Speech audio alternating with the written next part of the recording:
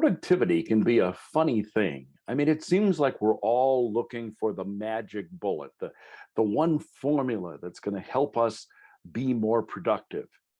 And then when we find something that works, sooner or later, we're starting to think like, can I rewire this system? Does it really have to be done this way? Hi, I'm Dave Edwards. Today, we're going to talk about cheating on GTD. So you're probably familiar with the steps that David Allen outlined in his bestseller book, Getting Things Done. Starting with capturing, get everything out of your head, write everything down. Clarify, what does it mean? What you're going to do about it. Organize, does it need to be on a call list? Can you do something about this right away? Reflect on the items. And finally, engage, doing something. The steps of GTD are set forward pretty simply, but once in a while you will find somebody who says, maybe I don't need to do them in that order, or maybe I can skip the organizing or the reflection step and be just as productive. That's the question I asked David Allen, author of Getting Things Done. I didn't do it, but people create their own canonical view of GTD. Yeah. I mean, I've got my own, but it includes and has from the beginning all of this flexibility, because it's not about how, where and how much you capture. It's about that the principle is, if it's in your head, it's in the wrong place. Mm-hmm. So that's canonical GTD, right? Yeah. But how you do it, where you do it, and how often you look at it, what you do with it, and how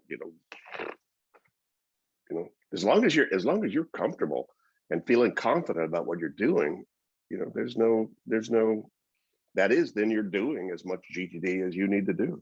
No, that's what I've learned over the years, that I think initially I tried to be too rigid in my approach. And I think once I realized that, I could use it as an important framework for my productivity, but realized that there were a lot of things that I could add, detract, whatever else, because they work best for me.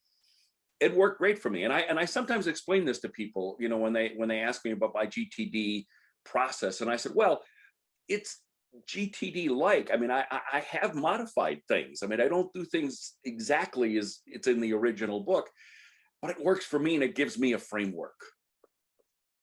Yay. Yeah. Okay. All you need. Good. I'm not being kicked out of the club. No, not at all. What I have found is when I follow the GTD system, I know that the system is reliable. I've been using it for a long time, which means I get the important things done on time. It's a comprehensive organizational system, so I don't really have to think about how it works. I just know it's going to work. And it gives me the freedom of not worrying about, what did I forget? Because I know every thought that I've captured is in my trusted system.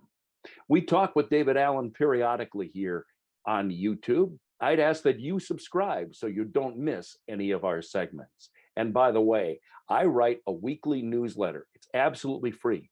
We discuss productivity, leadership, management issues, Evernote, all sorts of different things that will help you be more productive. I'd love to send it to you.